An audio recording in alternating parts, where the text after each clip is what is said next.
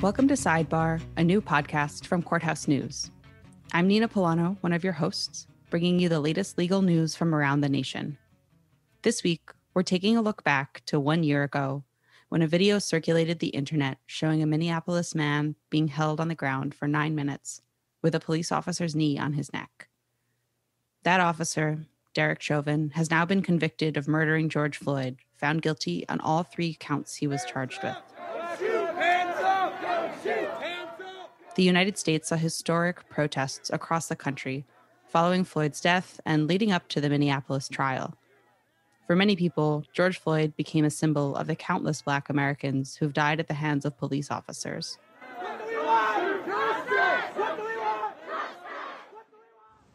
It was a murder in the full light of day, and it ripped the blinders off for the whole world to see. The systemic racism the Vice President just referred to. This can be a giant step forward in the march toward justice in America. That's, of course, President Joe Biden calling for an end to systemic racism. But what does justice in America look like? Our reporters caught up with civil rights leaders, prosecutors, and police officers to answer some of the big questions presented by the Derek Chauvin trial and guilty verdict. First, we're going to hear from a reporter for Courthouse News who was on the ground in Minneapolis throughout the trial. With me now is Andy Monserud. Hi, Andy. Thanks for joining us. Hi, Nina. Good to talk to you.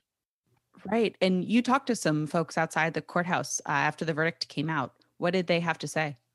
I think something that was echoed a lot by President Biden and by Keith Ellison, the Attorney General, shortly after the verdict was read, that this is a step forward, that it was certainly good news for folks who were opposing police violence against people of color, but that it wasn't justice writ large, that was not going to return George Floyd, and it was not going to stop systemic racism. There was definitely a sense that this was a victory, but there was still a lot to be done. I think I talked to one older fellow who'd been in Minneapolis for several decades at this point, and he said, it's good that they got one, but he'd known many, many people who had died or been seriously, irreparably injured by police over his long history of living in the Twin Cities. So it was sort of a muted celebration in that respect, which is not to say that there wasn't, horns honking and people waving flags. The energy out there was high, but a little bit conflicted. Was there any testimony watching the trial that really stood out to you as a reporter?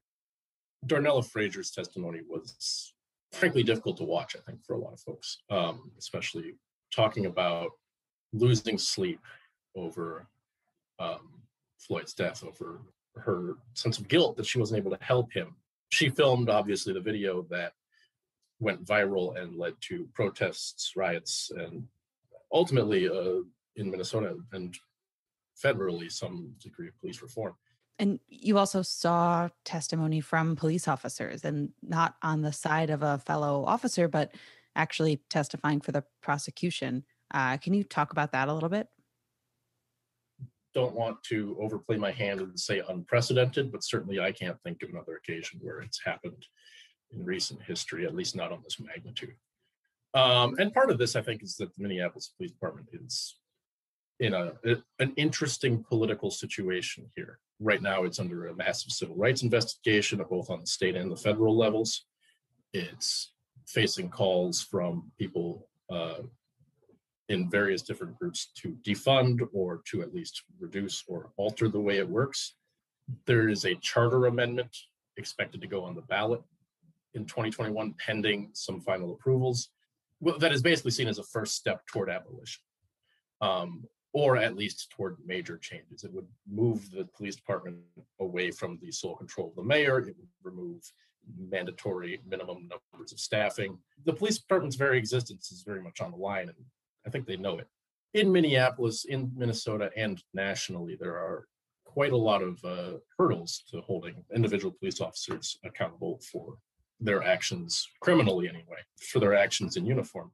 The idea of police reform, was that a major focus of the trial, would you say? The prosecution very much stated early on that it was not, that they did not want to make this about reform, that this was, I think the phrase that I believe it was Jerry Blackwell that said was that police were not on trial here. Policing was not on trial.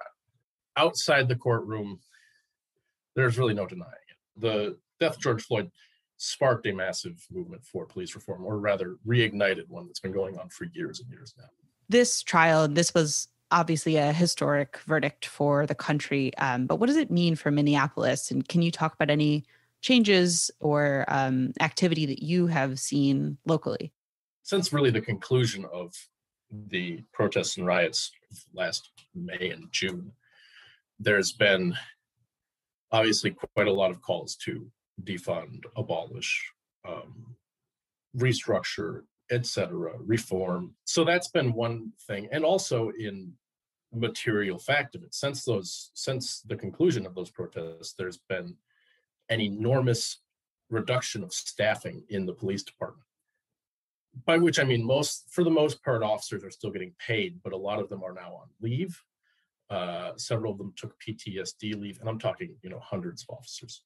So I think the verdict itself has been a little bit less impactful, certainly to a lot of the people who were on the ground as activists, because I think a lot of them take the same position that, well, this is frankly dubiously justice even for the one man who was killed, when there's not more substantial reforms. Well, a lot of questions about kind of what's to come and what this trial means locally and for the country. Thanks so much for joining us, Andy, and laying all that out.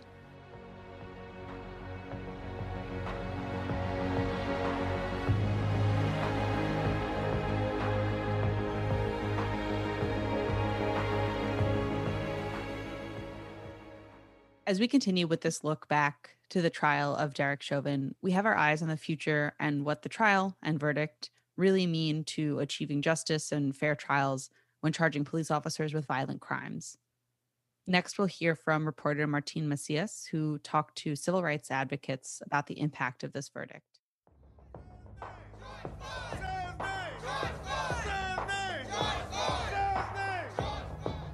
The day that the jury in Derek Chauvin's murder and manslaughter trial was set to read their verdict, Sam Lewis decided to send his staff home.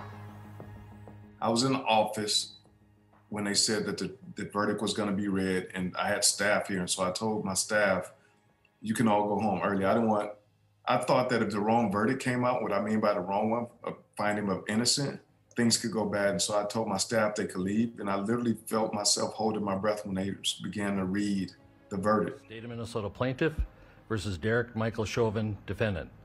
Verdict.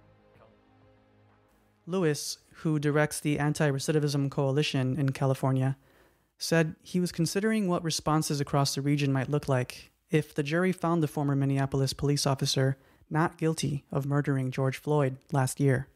But Lewis felt that even a guilty verdict would only represent a small measure of justice, and that more is needed to solve police violence in the U.S. This was one instance of justice for George Floyd and his family, but it's not a changing of the system yet. The system has to change.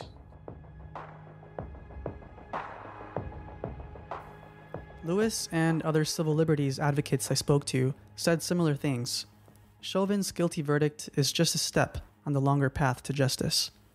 If we as a nation are going to seriously address police violence, they say all officers should be held accountable when they unlawfully kill someone or use excessive force. It represents a form of accountability, and that can get us to justice, because we can't have justice without accountability. But it comes at a heavy price, Black death, and it shouldn't require Black death for accountability to be a part of the process. That's Greg Achille, a member of Los Angeles Black Lives Matter, speaking about the Chauvin verdict. Achille, who also goes by Baba Achille, said BLM is an abolitionist organization and would like to see the removal of police and prisons from communities altogether, but that in the interim, there are critical interventions to be made. Short of abolition or on the way to abolition, first there needs to be accountability. And there are over 640 killings in the last 7 years done by law enforcement in Los Angeles. and no accountability. That sends a message that the police are infallible and untouchable. So what we saw with Derek Chauvin is like playing in a rigged game, and you happen to win one time. Accountability has been hard to come by for communities reeling from decades of police violence.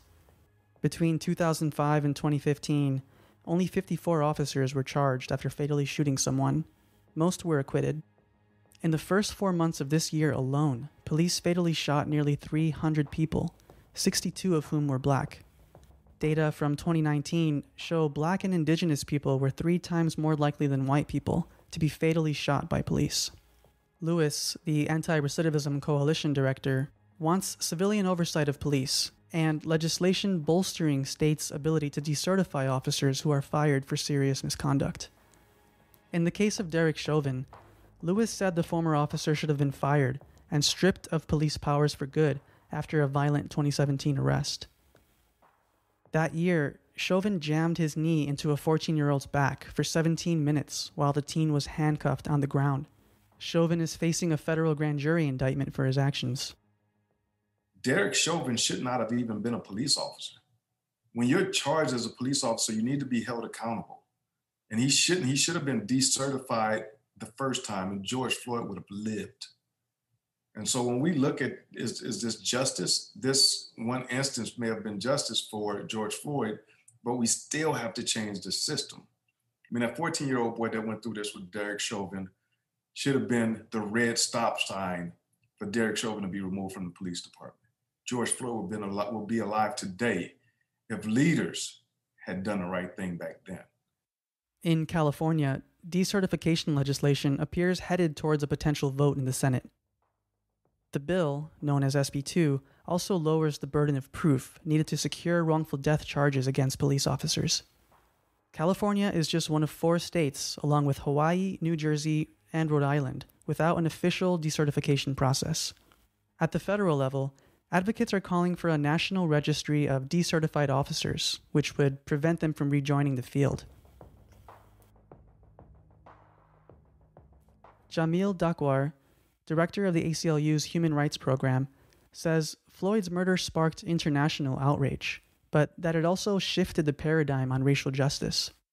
But the real issue, as I said, has to be a shift from police institutions to something alternative to policing. Accountability is always have to happen, but revisit the role of policing in our society and make it less reliant on enforcement and criminalization more broadly, and more ability to help people to be able to thrive and build a society that all their rights are respected. For Dakwar, systemic change also means reviewing policies on police use of force and on the release of information about officer misconduct or police shootings. This month, the ACLU and other groups around the world asked the United Nations to establish an independent commission on police killings of Black people in the U.S. and to probe the violent response to recent protests. We have always exempted ourselves from international human rights norms, and we have always preached other countries to these values, and we said, we're doing fine. We have our court system, we have our democratic institutions working just fine.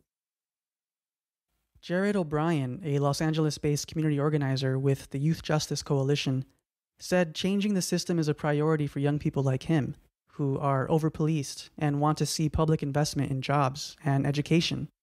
Really thinking about young people, thinking about how we could focus on a system of care instead of a system of punishment.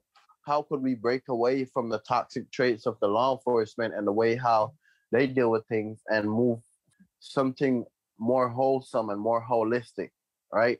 Something that caters to mental health, something that caters to youth development.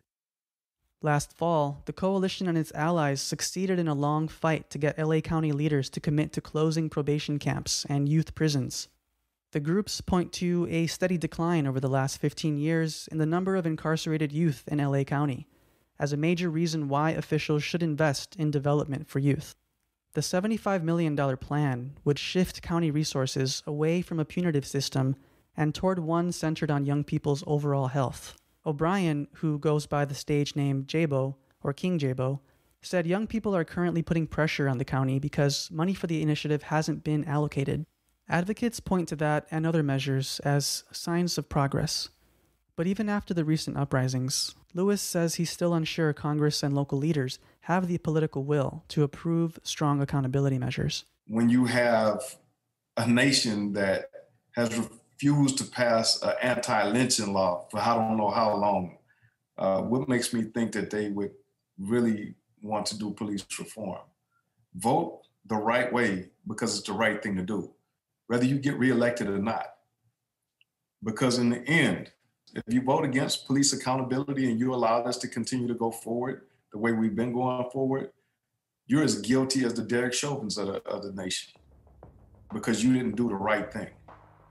I like to be able to know that my grandson can live to be an old man and never have to worry about a police officer killing him.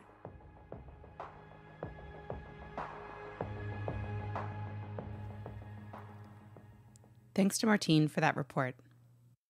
Next, we'll hear from reporter Bianca Bruno, who spoke to prosecutors and civil rights attorneys about the significance of convicting Derek Chauvin and the future of policing legislation. Out west in California, unlikely advocates for criminal justice reform and prosecution of police who use excessive force have emerged. Prosecutors. San Francisco District Attorney Chesa Boudin is among them. The former public defender turned top law enforcement official in the Golden State's fourth largest city, said he considered the charges filed against Derek Chauvin and the trial itself an anomaly.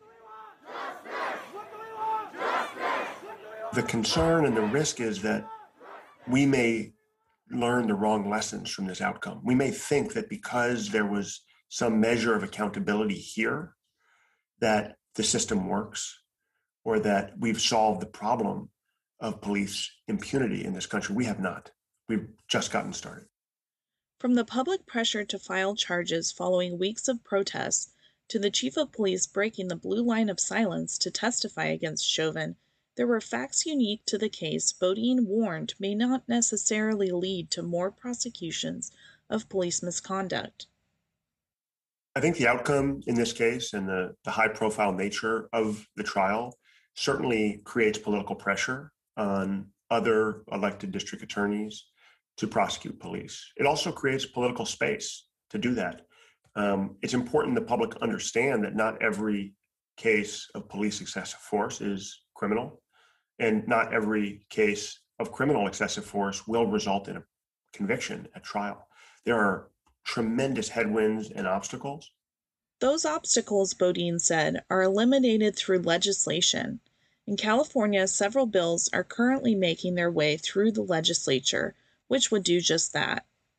Assembly Bill 127 would allow prosecutors to obtain arrest warrants for police officers accused of excessive force without relying on a sworn peace officer to sign off. And Senate Bill 710 addresses the conflict of interest Boudin said exists when prosecutors accept political and financial support from police unions during their election campaigns. Most district attorneys across the country accept and rely on direct financial contributions from local police unions to get elected. That relationship creates a real, or at least apparent, conflict of interest when an officer, a member of that union, gets accused of using excessive or unlawful force, and the district attorney has to make a decision about charging, knowing that the very police union that made their election possible would be the one defending the member in court and in the press. For that reason, I and a number of other elected district attorneys around the state have pledged never to accept direct financial contributions from police unions during our elections or re-elections, and have asked the state bar to issue an ethical ruling that would prohibit other district attorneys from accepting those contributions or be conflicted off of any police use of force case if they do accept them. If it sounds unusual for a group of prosecutors to be pushing for that kind of election campaign reforms, that's because it is. And a group of them created the first of its kind law enforcement association advocating for criminal justice reforms in California. The Prosecutors Alliance includes Boudin and 3 of his prosecutorial colleagues in California, from Contra Costa County, San Joaquin County, and Los Angeles. Prosecutors Alliance Executive Director Christine Soto DeBerry, a former public defender herself, said she went to work in the San Francisco District Attorney's Office after realizing she couldn't help her clients when the first response to crime was jail. In the broader approach to how we make communities safer, I was really surprised by the kind of knee-jerk response to offer jail for every kind of violation and the inability to have a conversation about what might solve the problem more effectively. So I left defense work hoping to get involved in policy conversations and other conversations that might help inform a better approach to public safety, one that had better results than sending people to jail without a real connection to what it might do for the future of a community and that individual. Soto DeBerry worked as Deputy Chief of Staff to then San Francisco and current Los Angeles District Attorney George Gascon. She said the idea for the Prosecutors Alliance came out of frustration of their failed attempts to get support for legislative reforms from the California District Attorneys Association. And for the 9 years that I worked with DA Gascon, we were members of the California District Attorneys Association. And in that association, we attempted numerous times to introduce legislative ideas or policy reforms that we thought could advance the work of the profession, and we could not secure their support or engagement. And that, to me, cried out for a solution.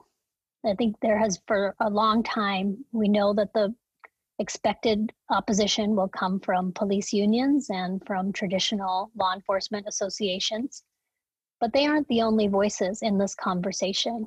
And it's important that we disrupt this myth that everybody in law enforcement is opposed to reform, and that we claim the mantle as much as they do, that there's more than one conversation to be had about how to keep communities safe.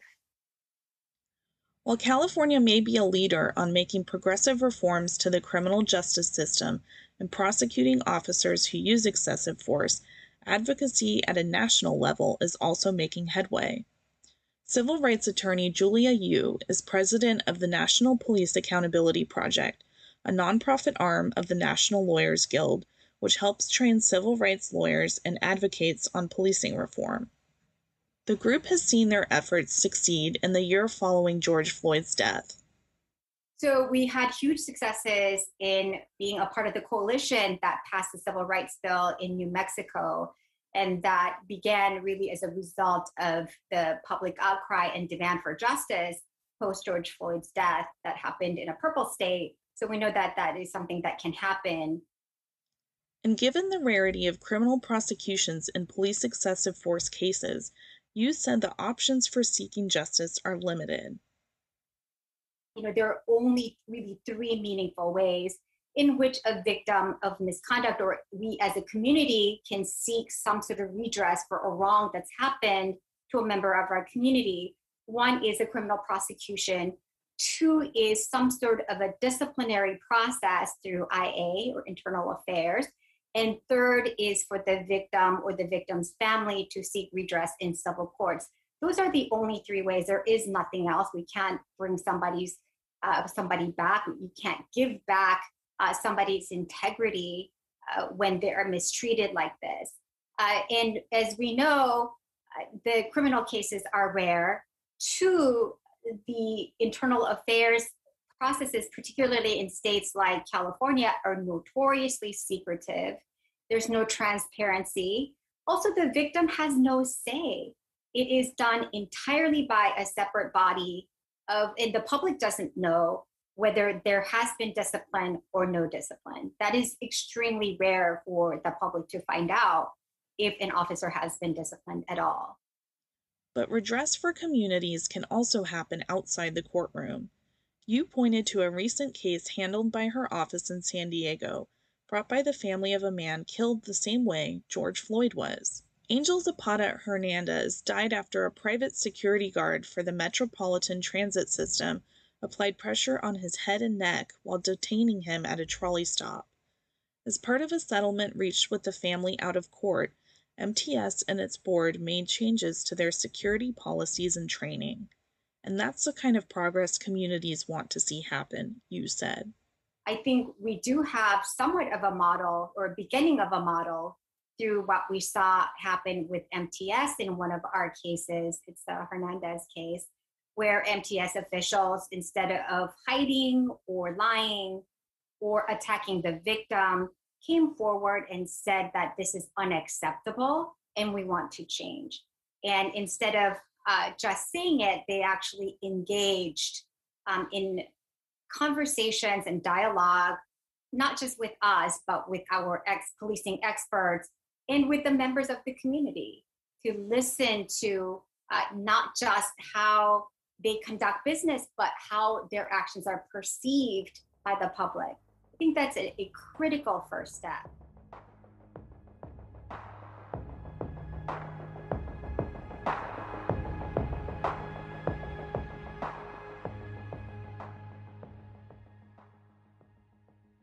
On the flip side of prosecutors, when police officers face trial, are the people defending those officers. Nicholas Iovino, up next, talked to police advocates and officers who want to see changes in their line of work. They discussed Derek Chauvin's trial and police reform more broadly. Federal lawmakers have been debating police reform legislation for the last year, but a recent guilty verdict in the Derek Chauvin trial and the one-year anniversary of George Floyd's death on May 25th have sparked a new sense of urgency to get something passed. Representative Karen Bass is a Los Angeles Democrat and lead sponsor of the George Floyd Justice in Policing Act. Her bill would establish a national police misconduct registry, ban chokeholds and no-knock warrants, and make it easier to hold officers civilly and criminally liable for excessive force. The House of Representatives passed the bill in March, but it's been tied up in the Senate since then. Bass spoke about the legislation last month after a jury found Officer Derek Chauvin guilty of murder in the death of George Floyd. Here's Bass speaking on ABC's The View. I feel very positive that after the energy from this trial and the success of the verdict, that we're going to be able to get this across the finish line, and soon. Bass's party remains at odds with Republicans on some key issues, including qualified immunity. That's the legal principle that makes it harder to hold officers civilly liable for using excessive force. Senator Tim Scott, a Republican from South Carolina, says making it easier to sue individual officers is the wrong way to go. He has proposed a compromise in which police departments, not officers, would be financially liable for police misconduct. Here's Scott speaking on CBS's Face the Nation in early May. If you want communities to be safe, you have to have officers who are not thinking about their personal liability or their assets as they run into harm's way. That is one of the reasons why, for qualified immunity, I have been for the last year open for putting more of the onus on the municipalities, on the counties, on the state, and taking it off of the officers. San Diego police officer Brian Marvel has worked in law enforcement for more than 21 years. He currently serves as president of the Police Officers Research Association of California, or PORAC. It's a lobbying and advocacy group for California police officers. Marvel agrees with Tim Scott that eliminating qualified immunity would have a negative impact on police departments. He says fewer people would sign up to become police officers if they knew they could be sued for their actions on the job. How many people are going to want to come to work and say, if I do everything right today, and I get sued, I'm liable to lose my livelihood and the things that I have. Responding to that argument, Bass told NBC4 in Los Angeles that she believes a negative public perception of police resulting from their resistance to reform is a greater threat to recruitment.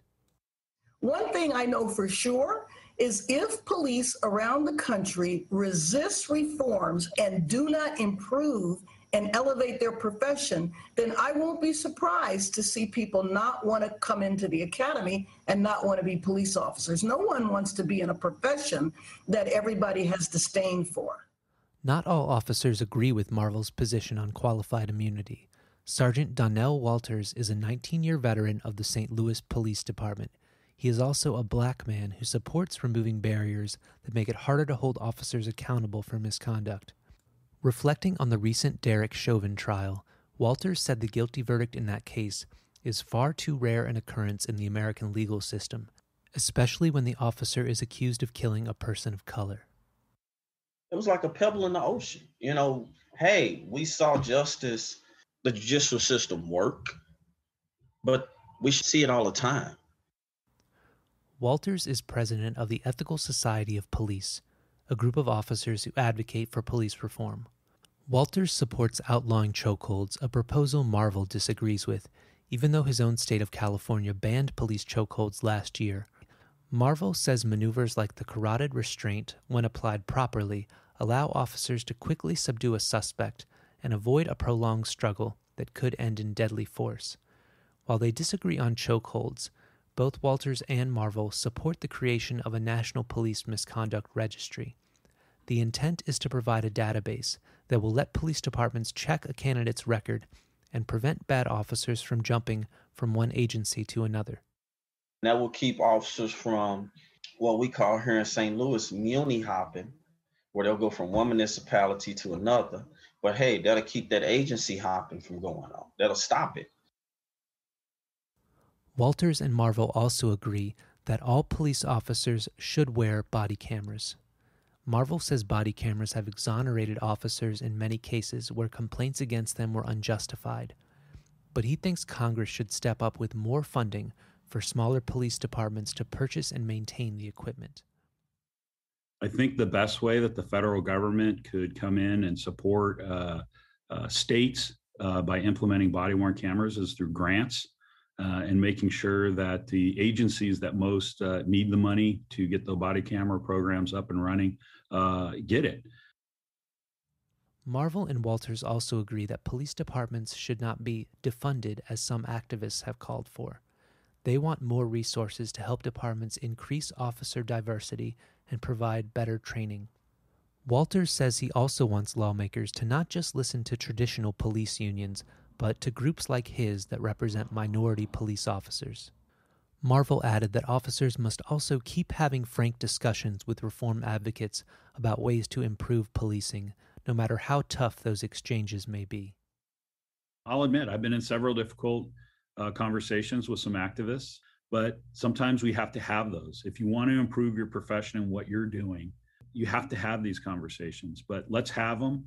Let's be civil about them. And let's try to make it better for everybody.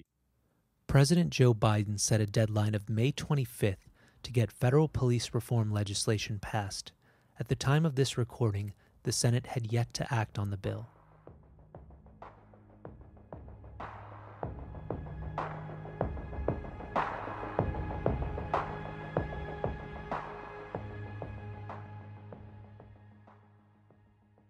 Thanks, Nicholas. The major players when it comes to police officer trials, prosecutors, activists, and officers themselves, give us a glimpse of where we might go from here. We heard earlier that the Derek Chauvin trial did not center on police reform, but rather on the lack of compliance with existing protocols. But that may change in the upcoming trials of the 3 other officers on duty with Chauvin when George Floyd was killed. Those former police officers are J. Alexander Kung, Thomas Lane, and To Tao. They'll be prosecuted together at the state level in a trial set to begin in March of next year. Each of them faces 2 counts of aiding and abetting, one for second-degree murder and the other for second-degree manslaughter. Andy Monzarud, the reporter who joined us earlier, said that an attorney for Thomas Lane has been arguing that even though duty to intervene laws were enacted in Minneapolis in 2016, they were never really enforced. I think we will see that more in certainly recent hearings in the Tao, King, and Lane trial have suggested that there's going to be at least some conversation about the actual practices of the Minneapolis Police Department over many, many decades. And whether or not those officers' conduct aligned with that. The duty to intervene is a big one. The officers also face federal charges. The remaining trials could take months or even years. In the meantime, the Minneapolis Police Department faces investigations at both the state and federal levels too. Minneapolis has already been transformed by the death of George Floyd. One symbol of that is the block that captured the country's attention last year when footage of the street went viral. In the days and months that followed, the space became a center for protests, as well as a memorial. It's now known as George Floyd Square. It's been closed to traffic for more than a year. George Floyd Square has remained barricaded by folks there. It has become, and was really from the beginning, a site of a lot of murals and flowers, and there's a very large bronze fist that actually sits in the middle of the intersection. Andy said the space has, at times, looked almost like a community party, with live music and free food. But it's also been the site of several shootings and at least one homicide, which have driven tensions about what should happen with the area. It's heavily contested by its neighbors as well. There's some folks who are certainly on board with it and very much in favor. There are a lot of folks who are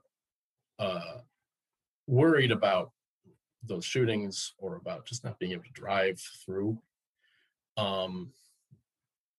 what was previously a pretty busy intersection. And of course, there are businesses there. There is a Speedway gas station that has been out of business since the beginning of the protests, and they have already sued the city for loss of use. So there's other factors. A lot of the local businesses nearby have been largely supportive of George Floyd Square. There's even sort of a tense, but at this point, I think, stable relationship between the people operating it and the people and the owners of Cup Foods, which is, as you might remember, the place where George Floyd allegedly passed a counterfeit bill, leading to his arrest. For a while, they were, I think, not able to open because there was pretty strong opposition to it. But I think they're now doing business and have been working pretty well. So it's a contested space within that very small group environment. Minneapolis Mayor Jacob Frey had promised to reopen George Floyd Square to traffic as soon as a verdict came in Chauvin's trial. But after fierce opposition from advocates who didn't want to see a memorial destroyed, that hasn't happened. And it likely won't happen without a fight. What happens in George Floyd Square is intertwined with the role that police officers play in our society and how that role needs to be reformed. Here's civil rights attorney Julia Yu again. I think we as a community need to call for more transparency and honesty. I think body cams have been such a blessing in so many different communities. And I think that releasing of the body cams is critical. We need to know the truth if we want to have an honest dialogue and have meaningful reform. A year since George Floyd was killed, that dialogue is set to continue as we head into the summer of 2021. This has been a special edition of Sidebar, a new podcast from Courthouse News. You can find our show notes and more of Andy's reporting from the Chauvin trial at courthousenews.com. I'm Nina Pullano, and we'll be back soon. Thanks for tuning in.